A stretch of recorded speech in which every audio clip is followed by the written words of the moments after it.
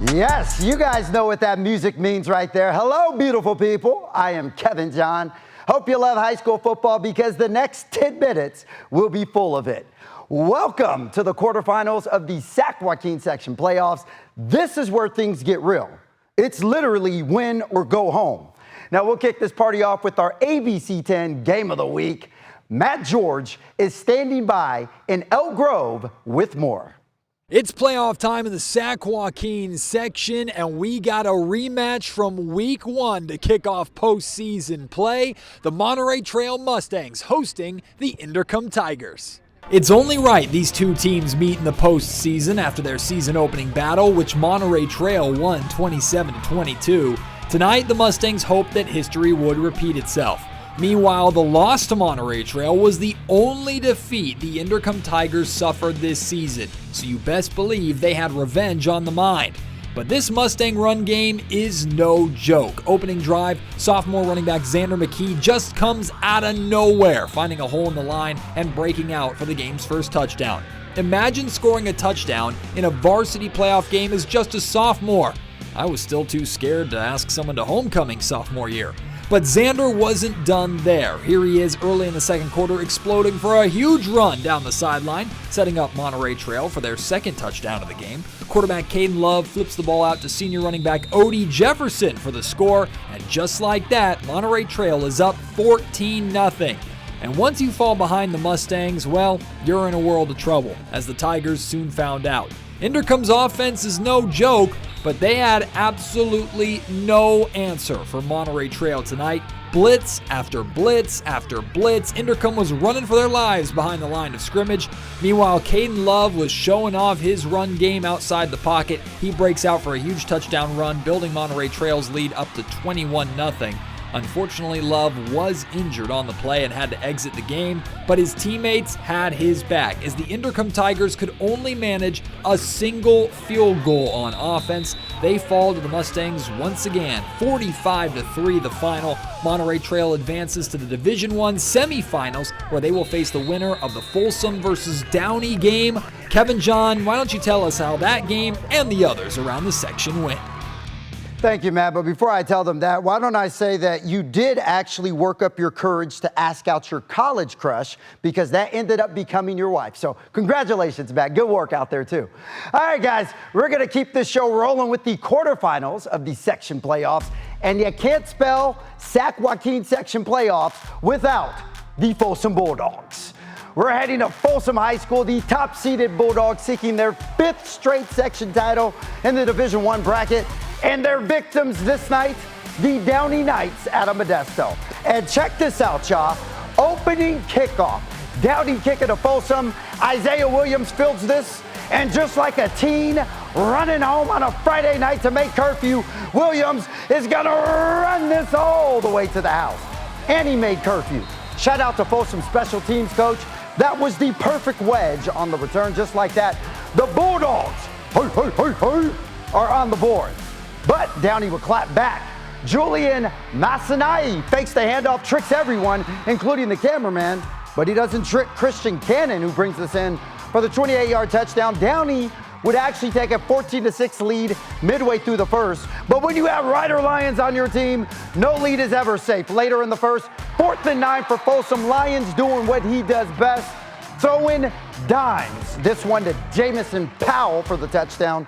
Downey would lead 14-13 at the end of one, but Folsom would outscore Downey 49-20 the rest of the way. The Bulldogs win this one 62-34, which means Coach Doherty's squad will face Monterey Trail next week in the semifinals. Well, the Grant Pacers were moved up to Division I this year, and I guess that's what happens when you've been dominating Division II the last several years. We're heading to Del Paso Heights. And by the way, shout out to Pacers, the Pacers mascot here. Look, I don't know what you call that dance right there. The kids know it, but they getting it. The 3rd-seeded Grant Pacers welcoming in the 6th-seeded Edison Vikings out of Stockton. We're going to pick this one up in the first quarter. Grant in the red zone. Jason Williams takes the handoff, and Sir Williams reaches pay dirt. Just like that, Grant takes a 7-0 lead. Now later in the first quarter, Grant backed up on their own 2-yard line. Williams takes the handoff, and just like people running to the Thanksgiving table in a couple of weeks, Williams is going to run this all the way to the house with some turkey, some yams, some stuffing, some green beans. Okay, I'm hungry now. 98-yard touchdown. Grant goes up 14-0, but Edison would answer back. To the second quarter, that's Devin Rasmussen with the short pass to Alonzo Ward III for the touchdown. Vikings are on the board, but the Pacers would clap back later in the quarter. Grant ball, well, look at this pass right here, y'all.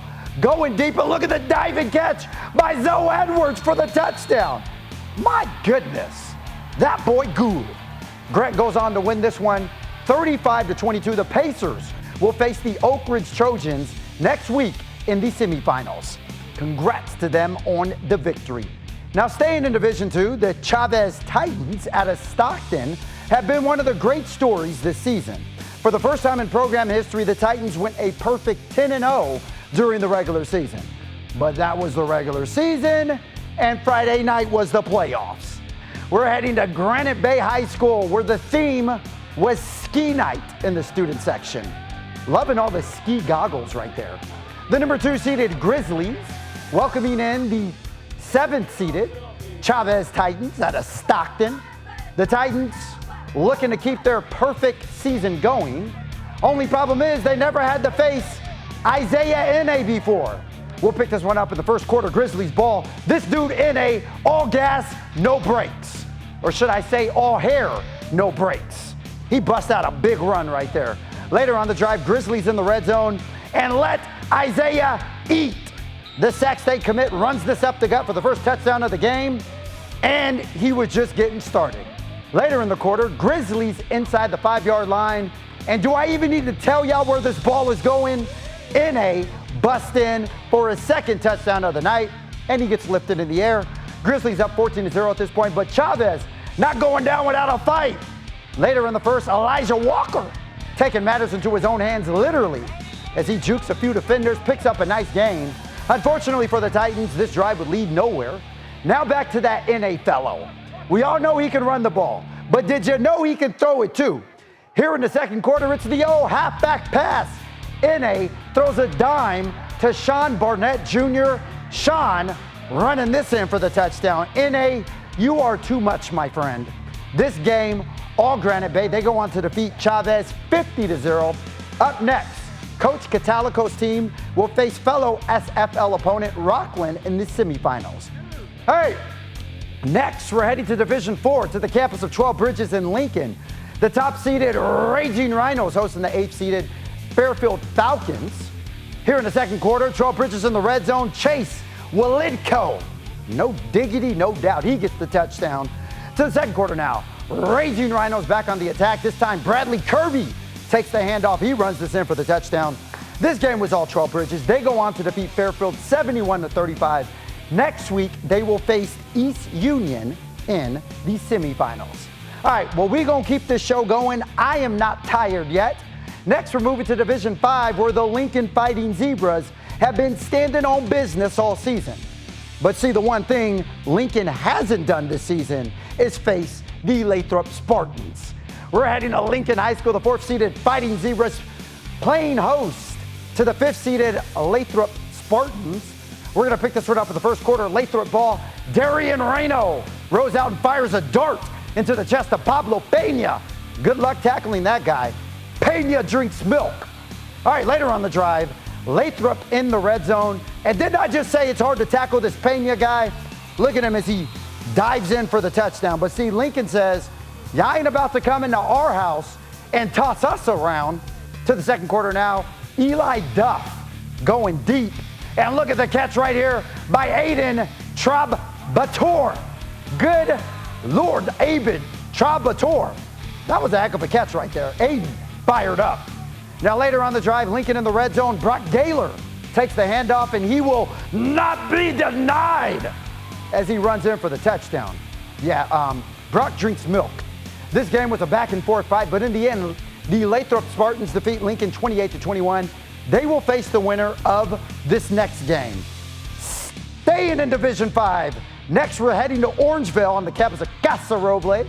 The top-seeded Rams welcoming in the 8th-seeded Oakmont Vikings out of Roseville. First quarter here, Aiden Lopez with a short pass to Jared Alexander. And Alexander, do your thing, do your thing. He runs it in for the touchdown. All right, later, Lopez here hands it off to Xander Freitag. And look at Xander. Herbs the word, spins the verb. No diggity, no doubt. He takes that to the house, and he tired too. He could take a rest. All right, it was that kind of night for Casa Roble. I mean, they were just punching and fighting the whole night. In the end, Casa Roble goes on to win this one 55-7. Up next week, they will take on Lathrop in the semifinals.